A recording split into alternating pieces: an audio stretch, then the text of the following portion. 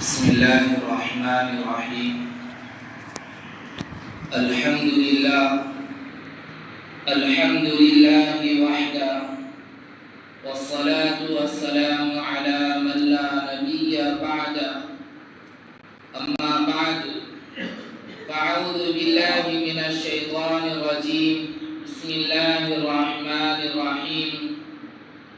وأطيعوا الله ورسوله ولا تنازعوا فتفشلوا وتذهب ريحكم واصبروا إن الله مع الصابرين. وقال تعالى: وأن المساجد لله فلا تدعوا مع الله أحدا. وقال تعالى: ومن أظلم ممن منع مساجد الله أن يذكر فيها اسمه وسعى في خرابها. محترم بھائیوں، بزرگوں، دوستوں، عزیزوں، قرآن مجید کی آیات حدیث پاک کی روشنی میں آپ حضرات کے سامنے جو بات عرض کرنا ہے وہ ہے ملک کے موجودہ حالات میں مسلمانوں پر ہونے والے کئی طرح کے مظالم، ان کی زمینات پر ہو، ان کی نوکریوں پر ہو، ان کی بیٹیوں کی عزتوں پر ہو، ان کی عبادت گاہ مساجد پر ہو، مدارس پر ہو، مسلمانوں کے عیدگاہ پر ہو یا مسلمانوں کے قبرستانوں پر ہو، ملک میں ایک ماحول چھایا ہوا ہے کہ مسلمان خوف اور ہراس میں ہے کہ مستقبل ہماری زندگی کیا ہوگی، جس سے مسلمانوں کی زمینیں چھین لی جا رہی ہے، جو دین اور اسلام کی خدمت کرنے کے لیے اپنے ہی آباء و اجداد نے اللہ کے لیے وقف کر دی تھی، وقف کردہ زمینوں کو چھین لیا جا رہا ہے۔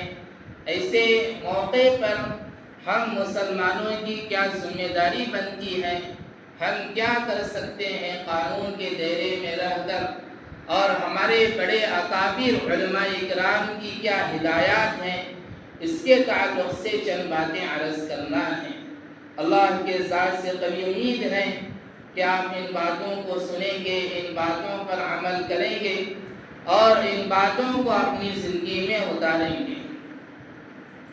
پہلی بات یہ ہے، روئے زمین پر مسجد اللہ کے گھر ہیں۔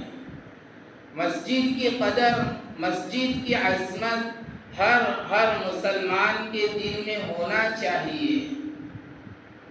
حدیث ہے، حضور صلی اللہ علیہ وسلم ارشاد فرماتے ہیں، مومن مسجد میں ایسا ہے جیسا کہ مچھلی پانی میں ہے۔ مچھلی پانی کے بغیر نہیں رہ سکتی۔ مچھلی کو پانی سے الگ کر دو گے، 1 منٹ بھی نہیں رہ سکتی، تڑپتی رہتی ہے۔ اس کا تڑپنا یا تو جان دینا ہے، اس کا تڑپنا یا تو واپس جہاں سے آئی ہے واپس پانی میں جانا ہے۔ یہ مثال سمجھ میں آ گئی تو اب سمجھو، مچھلی پانی کے بغیر نہیں رہ سکتی، مچھلی کی جان چلی جاتی ہے، ایسے ہی مومن مسجد سے الگ ہو گیا تو مومن کا ایمان بھی چلا جائے گا۔ مسجد کی قدر، مسجد کی عظمت ہر مسلمان کے دل میں ہونا چاہیے۔ حضور صلی اللہ علیہ وسلم ارشاد فرماتے ہیں، من بنا للہ مسجدا بنا اللہ لہ بیتا فی الجنہ، جو اللہ کے لیے مسجد بناتا ہے، مسجد کے تعمیری کام میں حصہ لیتا ہے، اللہ فرماتے ہیں اس کے لیے جنت میں ہم گھر بنائیں گے۔ جو مسجد کو آباد رکھتا ہے، اللہ اس کے گھر کو آباد رکھتے ہیں۔ جو مسجد کو آباد کرتا ہے، آسمانی بلائیں، مصیبتیں، پریشانیاں مسجد کے آباد کرنے والوں کے سروں سے ہٹ جاتی ہیں۔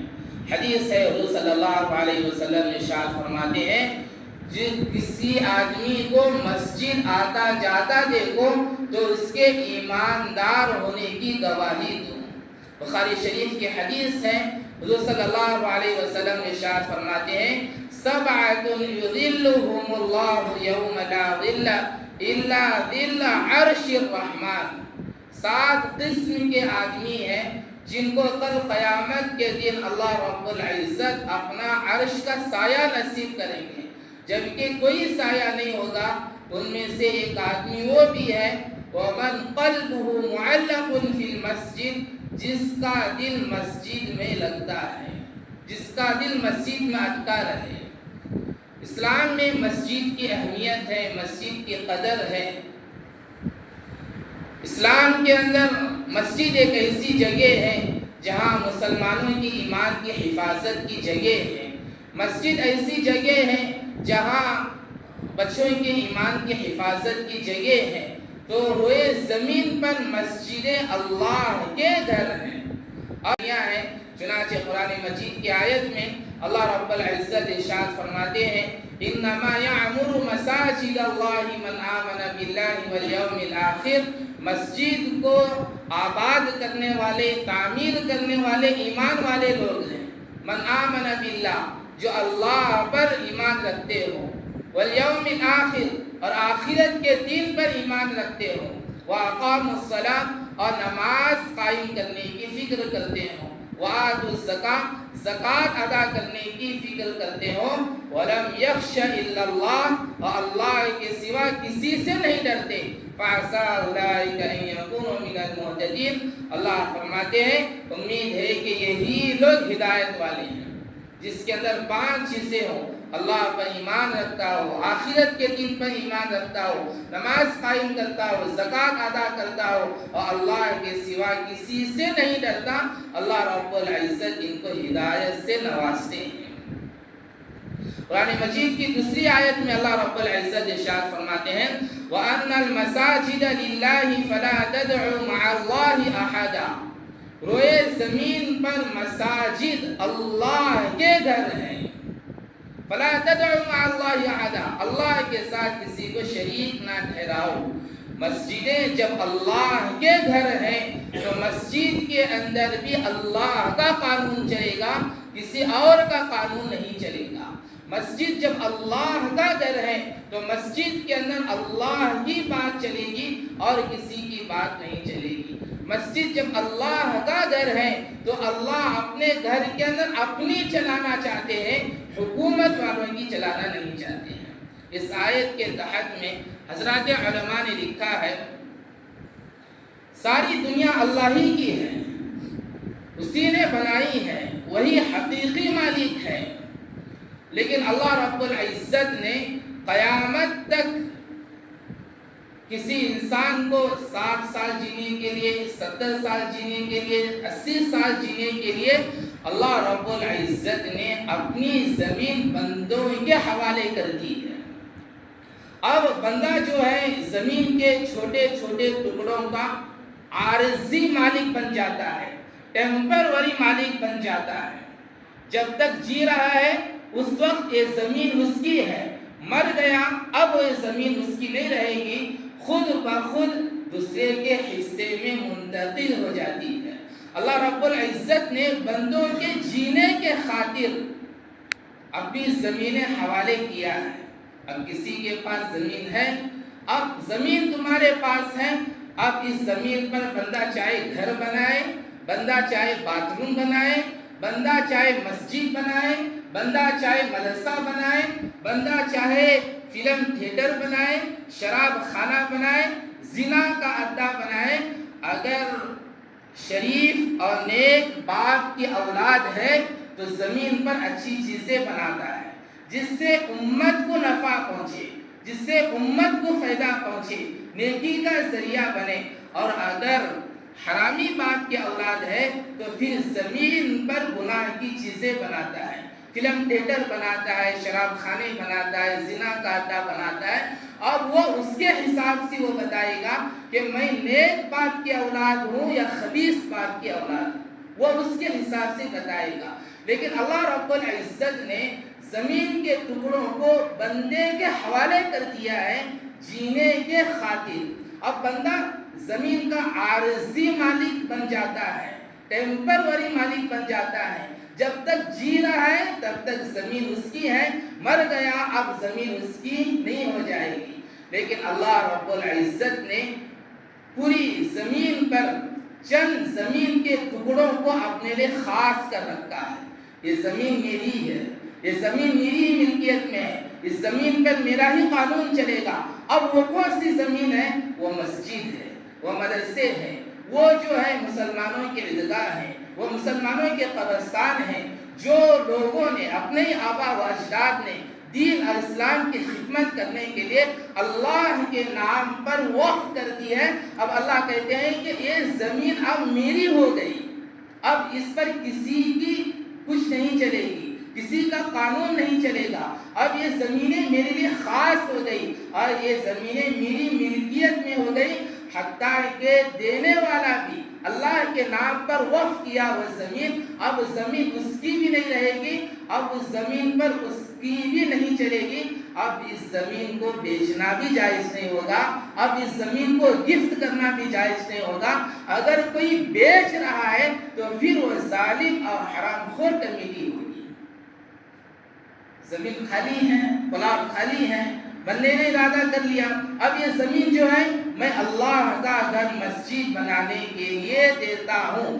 اب وہ زمین کا حصہ اللہ کا ہو گیا، اللہ کی ملکیت میں ہو گیا. حالانکہ دینے والا بھی نہیں کہہ سکتا ہے کہ میری زمین ہے، اب یہ زمین اللہ کی ہو گئی. اب اللہ کا قانون چلے گا، اب اس زمین کو بیچنا بھی جائز نہیں ہوگا. اگر کوئی بیچ رہا ہے تو پھر وہ ظالم اور حرام خور کرنے کی ہوگی. آپ دیکھ لیجئے کہ آپ جانتے ہیں کہ کئی ایسے واقعات ذہن کے اندر ہیں اور ہم ایمان والوں کا حال یہ ہے کہ بیچارے نے کسی نے مسجد بنانے کے لیے، مدرسہ بنانے کے لیے یا عیدگاہ کے نام پر یا قبرستان کے نام پر زمین دے دی.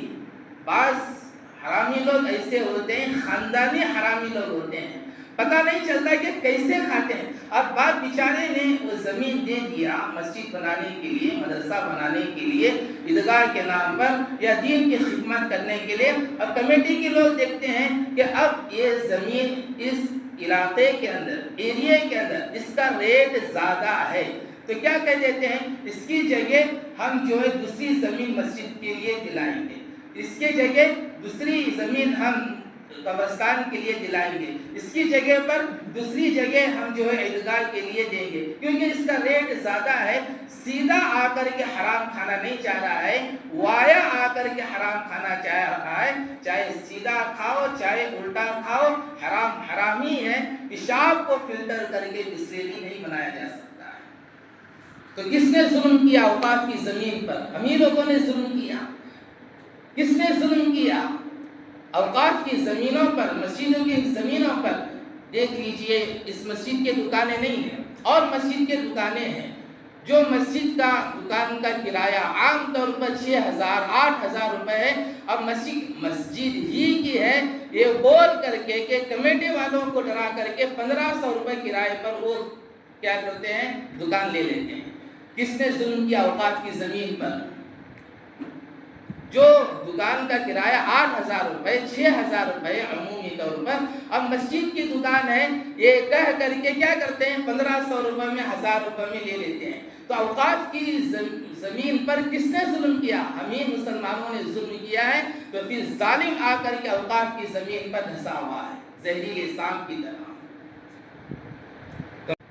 اللہ قرآن مجید کے ایک اور آیت میں ارشاد فرماتے ہیں وَمَنْ أَظْلَمُ مِمَّنْ مَنَعَ مَسَاجِدَ اللَّهِ أَن يُذْكَرَ فِيهَا اسْمُهُ وَسَعَىٰ فِي خَرَابِهَا. دنیا میں سب سے بڑا ظالم اس وقت کے لحاظ سے، ایک وقت میں فرعون ظالم تھا، ایک وقت میں قارون ظالم تھا، ایک وقت میں نمرود ظالم تھا. اس وقت کا سب سے بڑا ظالم جسے فرعون کہا جا سکتا ہو، قارون کہا جا سکتا ہو، نمرود کہا جا سکتا ہو، سب سے بڑا ظالم وہ ہے جو اوقاف کی زمینوں کو ہڑپنا چاہتا ہے. وقف کردہ زمینوں کو ہڑپنا چاہتا ہے، وہ وقت کا سب سے بڑا ظالم فرعون قارون نمرود ہے۔ اگرچہ آیت کا پس منظر کچھ اور ہے، لیکن حضرات علماء بیان کرتے ہیں آیت کے کلمات مسلمانوں کے لیے، تمام مسلمانوں کے لیے اور قیامت تک آنے والوں کے لیے عام ہے۔ حضرات مفسرین فرماتے ہیں کہ آیت کا پس منظر کچھ اور ہے، لیکن آیت کے کلمات تمام مسلمانوں کے لیے ہے۔ دنیا میں جس جگہ پر، جس کونے میں مسجد کو گرا کر ڈھا کر اس جگہ کوئی اور چیز تعمیر کرنا چاہتا ہے تو سب سے بڑا ظالم فرعون قارون نمرود ہے۔ میرے بھائیوں، ظالموں کا ساتھ نہ دو، ان اللہ لا يحب الظالمین، اللہ ظلم کرنے والوں کو پسند نہیں کرتے، ظالم لوگوں کو پسند نہیں کرتے۔ ظالموں کا ساتھ دینے والا بھی بہت بڑا ظالم ہے، ظالم کی ہاں میں ہاں ملانے والا بھی بہت بڑا ظالم ہے، ظالم کی صف میں کھڑے رہنے والا بھی بہت بڑا ظالم ہے۔ میرے بھائیوں، ظالم جب مسلط ہو جاتا ہے تو وہ تم انسانوں کو ختم کر دے گا۔ ظالم جب مسلط ہو جاتا ہے تو پھر وہ تمہاری زمینات کو لوٹے گا۔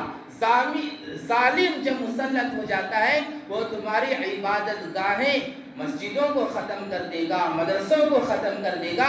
ظالم جب مسلط ہو جاتا ہے یہاں تک کہ مسجدیں، مدرسے نہیں، غیر مسلموں کے مندروں کو بھی ختم کر دے گا، عیسائیوں کے چرچوں کو بھی ختم کر دے گا، یہودیوں کی عبادت گاہوں کو بھی ختم کر دے گا، اس لیے کہ ظالم کسی کو نہیں دیکھا کرتا اور ظالم کسی مذہب کا ماننے والا نہیں ہوا کرتا ہے۔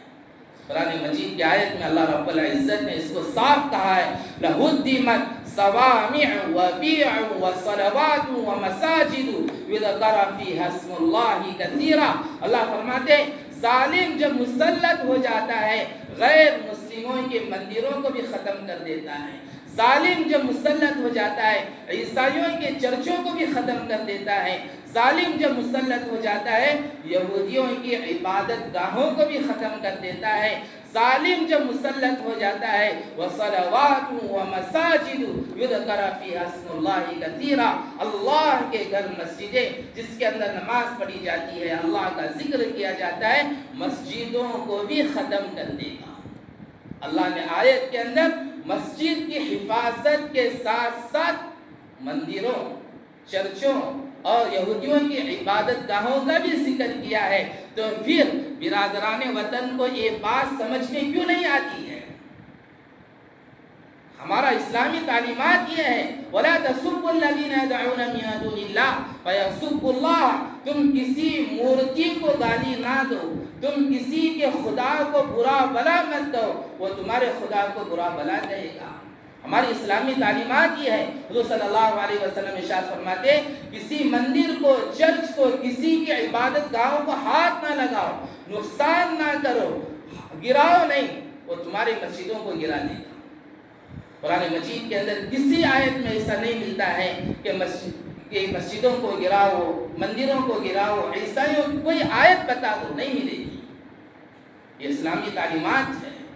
میرے بھائیوں، ملک کے حالات کو سمجھنا بہت ہی ضروری ہے کہ کون ہمارا دشمن ہے، کون ظالم ہے، ظالم کو پہچاننا ہوگا، دشمن کو پہچاننا ہوگا، کون ہمارے مسجدوں پر ناجائز قبضہ کر رہا ہے، مدرسوں پر ناجائز قبضہ کر رہا ہے، مسلمانوں کی وقف کردہ چیزوں پر ناجائز قبضہ کر رہا ہے۔